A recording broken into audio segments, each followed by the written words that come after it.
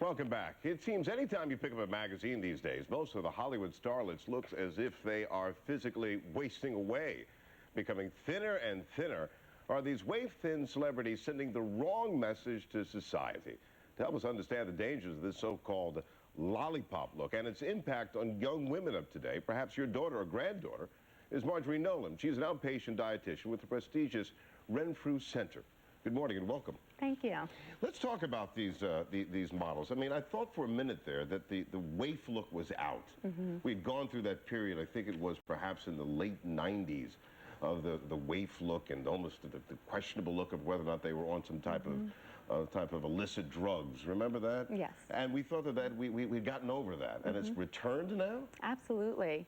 I mean, anytime you open a magazine or look at media images on the TV, what you're going to see is a lot of underweight women. And what type of message then is that saying if these are the glam girls to the younger teenagers and the younger women out there who sort of emulate them and look up to them?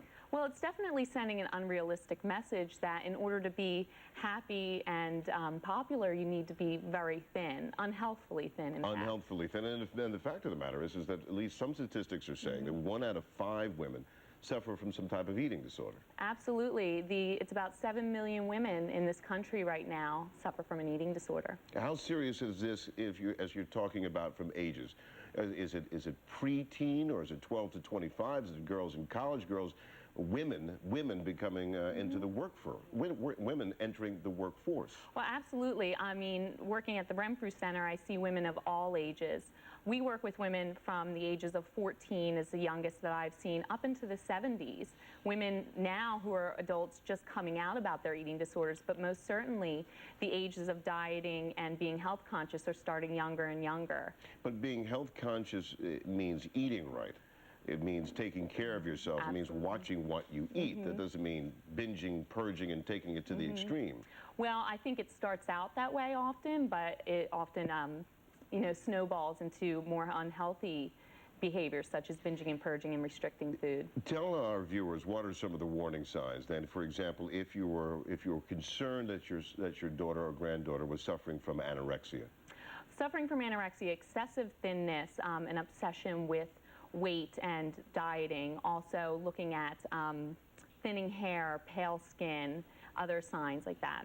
And talking excessively about what? Your food and your diet? Food, diet, feeling ugly, gross, low self-esteem, or negative self-talk are also common. Let's tell our viewers then some of the warning signs of when it could possibly be bulimia. Well, using the bathroom frequently after meals is definitely a big one. Excessive weight changes, whether it's an increase or decrease with fluctuations, binge eating, especially alone, as well as having depressive moods and isolating, and also reacting to stress by overeating. So you're a parent now, and we've had this actually, where one viewer said, my daughter, I think, is in that category. What should they do if they're suspicious? Do they confront them? Do they say, I want to talk to you about this? Do they call you all? I mean, how do you get into that mode, into that safe space to ask her, is there something wrong?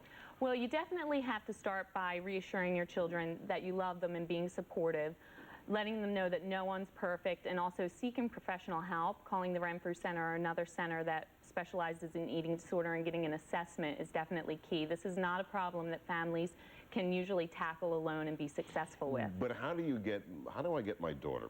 How do you get the granddaughter to say, okay, I'll go to this place. I'm willing to admit that I have a problem. I'm willing to admit that I need help. That's a big step. Absolutely, and often until that occurs, there isn't a way to really help. But taking the child to a professional to get some insight with an assessment can definitely be helpful. We've seen Lindsay Lohan. She is now on the cover of one of the magazines. I think it's Vanity Fair. And in the article, she denies the fact that she has an eating disorder. She flat out says, I've been misquoted. And Vanity Fair is saying, no, we're sticking by the story. Is it important for some of these actresses to come out and say, look, you don't have to be, you don't have to be this bad? Absolutely. By coming out and admitting that there's a problem, it really takes the shame out of it because it's a very secretive disorder. Okay, and I guess the last thing is that Connie and I both have mentioned before, the Glamour magazine was here. Glamour magazine was here, and they said that that this is a myth, that now the more mature woman and the way the fashion industry is embracing all sizes of women, right? I don't believe so. The more I look at fashion magazines and the more I hear from my patients is that thin is in and fat is bad, and that message is being conveyed very directly by the media. And we welcome you for offering us that perspective to keep us balanced. Thank you so much. Marjorie Nolan from the Renfro Center, I want to thank you so much for being here. To contact the Renfro Center for more information on eating disorders, log on to our website at cna.tv/yourmorning. More to come. We'll be right back.